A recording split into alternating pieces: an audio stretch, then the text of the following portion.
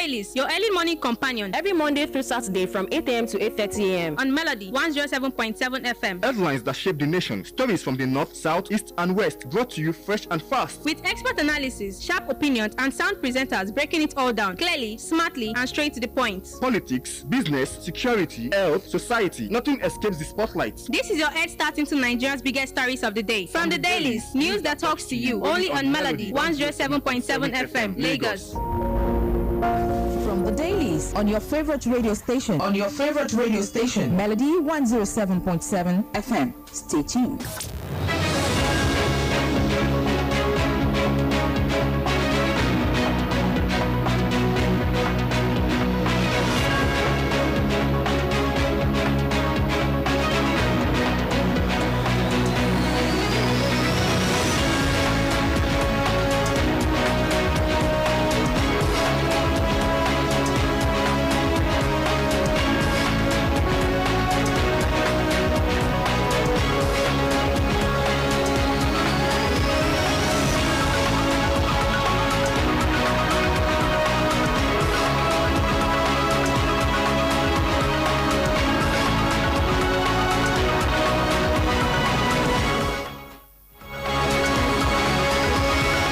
It's a minute gone past the hour of 8 o'clock this lovely Monday morning, the 12th day in the month of August 2026. Good morning and welcome to From the Dailies right here on your super darling station, Melody 107.7 FM, where we get to keep you informed, educated, and entertained all day long. I am Roland Imoyera. Thanks for joining us this morning on From the Dailies, where we get to look at stories that made it not just to the front pages of the papers for the day, but also the inside pages, as well as bring you some analysis as we go along this morning. Of course, I'm not doing it alone. I'm the gentleman of the press is right here smiling at me this morning already. Good morning, Matthew. Well, it feels good. Good morning, Roland. How was the weekend? Well, the weekend, it's a lovely one, thank God, for the new month as well.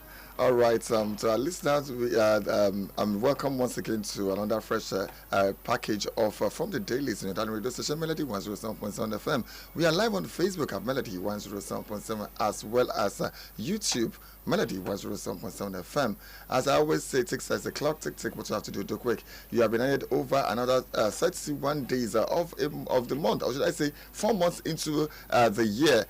Whatever you make of it really matters. Whatever goes yourself for yourself, please work at it. I am Matthew Oluwasegun Ijabiken. Of course, you can call me MOI. And with me, I have The Nation as well as Vanguard newspapers this morning. And I'll be taking you through stories that made it to the pages of the Punch as well as the Nigerian Tribune newspapers for the day.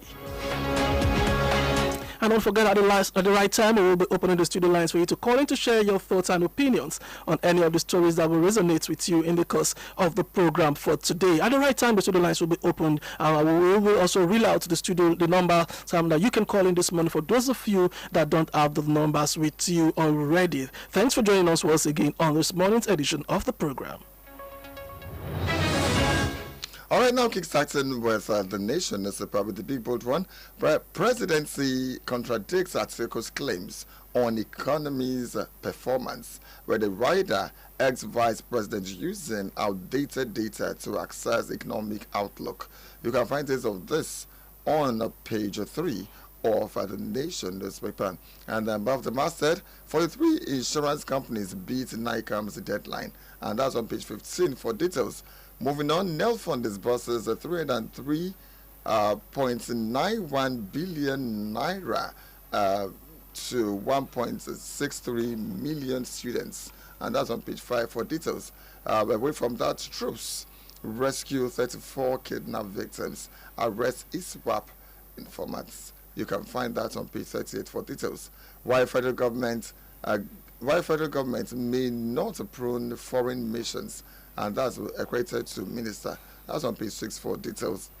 Igbo were compensated after civil war, says go on. Okay, you can find this of this on page 5 of The Nation newspaper. Okay, Joe Nathan at Astor Villa. All of this on the front page of The Nation newspaper this morning. Matthew, you've actually read out quite a number of headlines from the front page of The Nation, but the one that really struck me this morning is presidency contradicting Atiko's claims on economics performance. I don't know why most sitting administrations don't like criticism.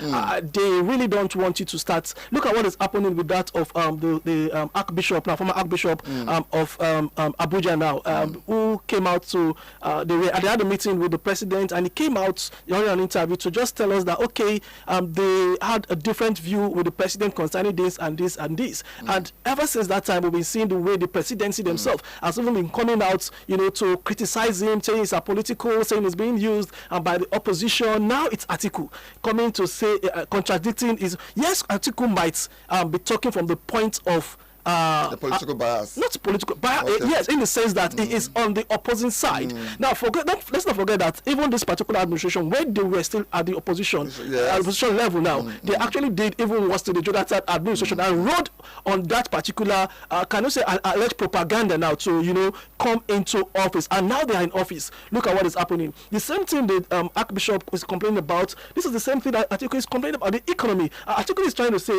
these guys are just, sugarcoating and not really giving us a clearer picture of what is, at play. But one of my concern is the fact that this is democracy. Freedom of speech is allowed, but the fact that you speak, well, not just to an extent, you should know what to say. You get my point. But the fact that the presidency is always coming out to attack and bash and criticize, and this, I don't know, why do we still have this kind of back and forth, especially whenever any opposition or perceived opposition come out to say anything remotely, I'm not even sitting well one way or the other with the powers that be, Matthew. Well, I've said on this platform before that there's a difference between a ruler and a leader. For somebody who really wants a leadership, should know that leadership can only grow and can only flourish when there is enough criticism. And of course, criticism is what do you call it now? We have destructive criticism as well as constructive criticism. Yes. Now, you as the leader should now sit and see how you can filter it, and then juxtapose whatever they are saying with your performance. If he's saying that the claims of the presidency on economic performance that is not, yes, is what he's saying, is it aligning with what you are doing?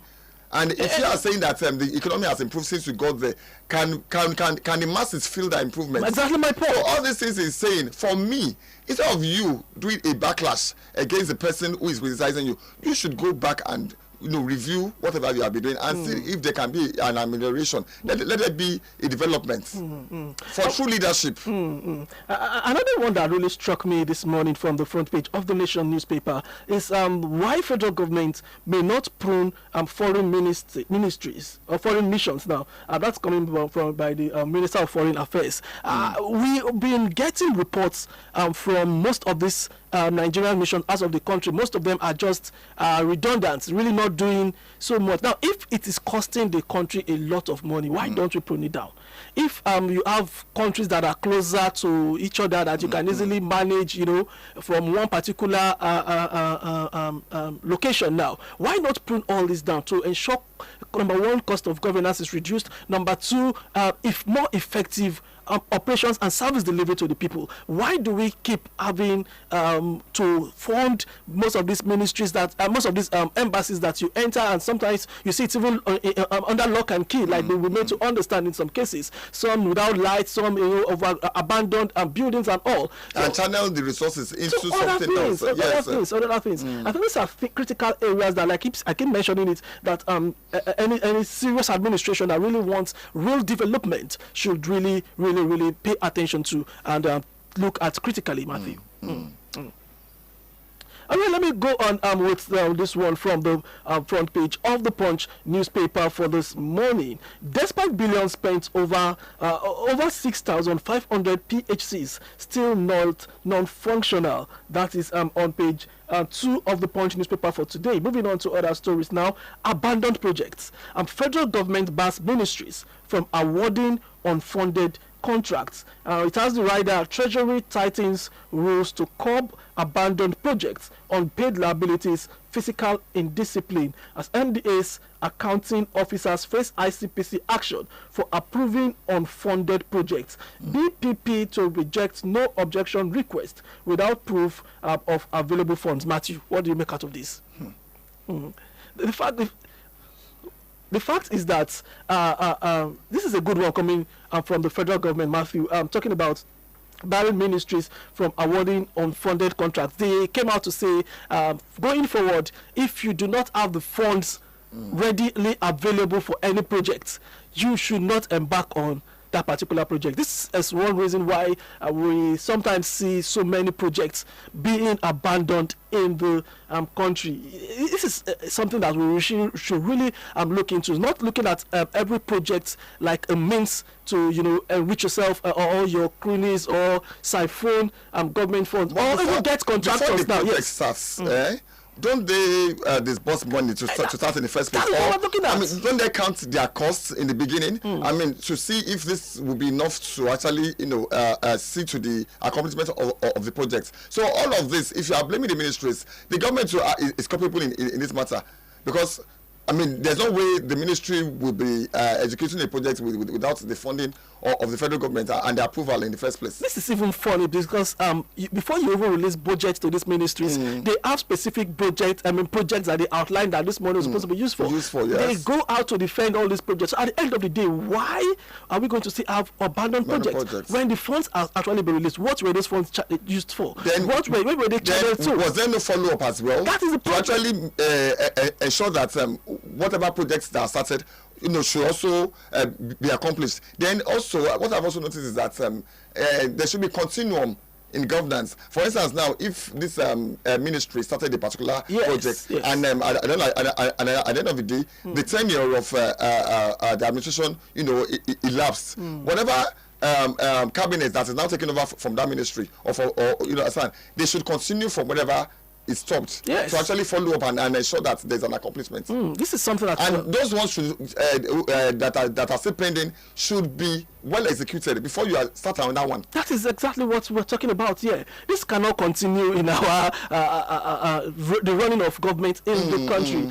This is something that is very serious. PPP to reject no objection request without proof of available funds, and MDA's accounting officers face ICPC action for approving unfunded projects. Why will you even approve unfunded projects in the first place? How do you intend to even get the funds for this particular project? Now tell me how it won't even affect this budget cycle of the next year, because you have you bid out these contracts to contractors who sometimes use their own funds to push and do one of these two things in the particular location, and at the end of the day start running around for payments, which sometimes take years. These are really affected the ease of even doing business in the country sometimes, and even discourage most of these contractors from even bidding for government contracts and all. Well, there's just something that you can follow up on from page 2 of the Punch newspaper for today. Moving on to other stories from the front page of the Punch for this morning.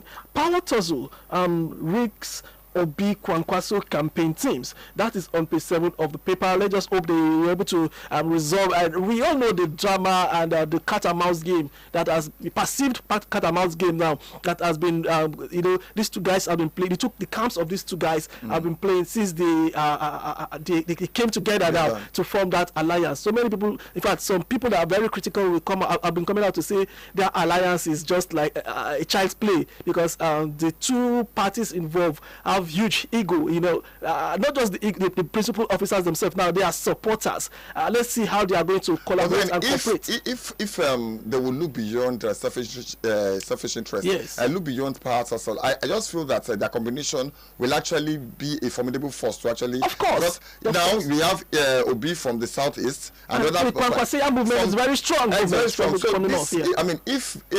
if they will not allow internal crisis, understand? If they will allow proper collaboration, they can actually stand the test of time. Let's just hope don't forget that was it last week or 2 weeks ago, the Peter Obi's camp came out. Okay, is it Kwankwaso now that came out to say they've signed a one single tenure pact now, agreement between them. So we will definitely hand over power to the North, which if they can cooperate, if they are going to follow through with what they have agreed upon, it automatically falls back to Kwankwaso at the end of the day, who has always, or for a long time now, has been eyeing that particular seat. All right, let me move on to other stories now on the front page of the Punch newspaper for this morning. Nigeria earns 24 trillion naira from crude exports in 6 months. That is on page 13 of the paper. All this money we keep hearing from day to day on a daily basis. How does it translate one way or the other. How are we feeling the impact of all this, Matthew? How is it showing up our foreign reserve? How is it helping up to build our economy? What are they using all this humongous amount? Just last week, the Minister of Finance came out to say that the money that has been made from the removal of fuel subsidy and all that has been channeled to the NEL fund, has been used to service critical infrastructure, has been used to augment this minimum wage and all that. Lord, keep saying so many things. But critical analysts has also come out to criticize and say, no, these guys are just trying to play us, are just sugarcoat and paint all these old things. But well, that's just governance for you. But let's move on to other stories now. Fake agency scandal. Controversial DG fights back.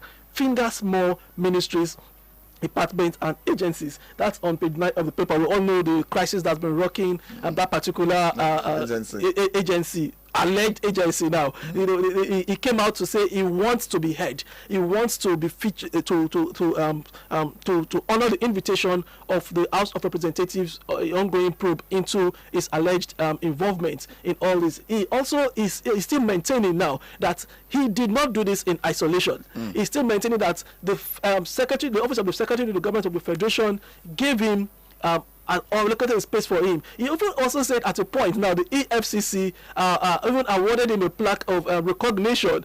That it came to be. It passed through so many processes from the highest level of government. But right now he's saying it is his right to be heard. And his lawyer came out to also say over the weekend now, came out to say that if the findings from the House of Representatives were carried out without his input, it is a breach of his fundamental human rights as a person to be heard. So I don't really know, what does he want to still say again about it? Do you think he should still be heard? He should be given the opportunity to come to the floor? To remember, supposed to appear at the floor of this House of Representatives. I think was it last week Tuesday or Thursday, and the police did not make him available, saying he has to go to some legal procedures and all. But what's your own take on all this matter? Well, we operate a supposed democratic system of government, where everyone has a fundamental human right to expression. So if he's clamoring to be heard, yes, they should honor him. Maybe there are other things that we do not know that is privy to, that he might even divulge in that process. Don't you think they are trying to silence him one way or the other, make him like the scapegoat? They shouldn't silence him. They shouldn't silence him. We are not operating a totalitarian system of government. Where we understand where the power is just vested in a dictator. No, they should allow him to express himself. All right, let me quickly wrap up from the front page of the Punch for this morning. Speeding driver killed in Lagos road crash. Ends the need for, we've been talking about for drivers now to be very cautious and ensure they drive within the speed limit while on the road. Well, this is our one. And we will soon start entering the ember months that are notorious for accidents here and there. And for me, I always say that the ember months are not different from the other months. Just that many people do not caution themselves in their speed limit and none of that. So this is a wake-up call now as we're entering the ember months, that people should be more careful and not reckless drivers. Well, that's much we can take from the front page of the Punch newspaper. You pick up a copy for more of the details of the stories that we read out to you from the pages of the Punch from the front page now of the Punch newspaper for this morning, Matthew. All right, now I have with me the Vanguard newspaper, and they're saying, the big bold one, 10 trillion naira investments in 13 years failed to lift the power supply. That's on page 11 for details, and it has this kickers under it. We are resettling the sector, and that's related to Prime Minister. Federal government, Gencos disagree over 6.2 trillion debts. The other kicker, more bonds issuance underway. Subsidy claims padded. Consumers are alleged. As I said before, it's on page 11 for details. Moving on above the masthead, NICOM completes capitalization. Clears for the 3 insurers. Away from that, the presidency slams Atiku over criticism of federal government's economic policies. That's on page 8 for details. Moving on Ayekon, Northern Christians, Senator Sonny, ordered defend the Catholic bishops. That's on page 5 for details. Oshunpol plots to arrest 46 Accord leaders uncovered. And that's on page 16 for details. All of this on the front page of the Vanguard newspaper this morning. All right, still from the Dailies right here on Melody 107.7 FM. Lift to the lines are now open for you to call in to share your thoughts and opinions on any of the stories that has resonated with you in the course of the program for this morning. You can reach us via 0906 201 1077. 0906 201 1077. You can as well call 0704 800 1077 0704 800 1077 to be a part of the program for this morning. All right, let me quickly go through this one now from the Nigerian Tribune newspaper for today. Again, presidency chides Ijabiken. That's on page 3 and 22 of the Nigerian Tribune this morning. 43 insurance and reinsurance firms scales recapitalization hurdle as NICOM declares new era. That's on page 14 of the paper. Moving on now to other stories. 2027, eminent Nigerians floats G100 to push for single presidential candidates and to convene National Council of Opposition Leaders in 2 weeks, unveil doctrine of necessary democratic opposition, and once Atiku Obi Makinde orders to unite. Matthew, do you see this? I don't really understand the agenda behind this try to float, push for single presidential candidates. What is it all about? This is a democracy, Matthew, and the beauty of democracy is to have very different options for people to multi-party system. Yes.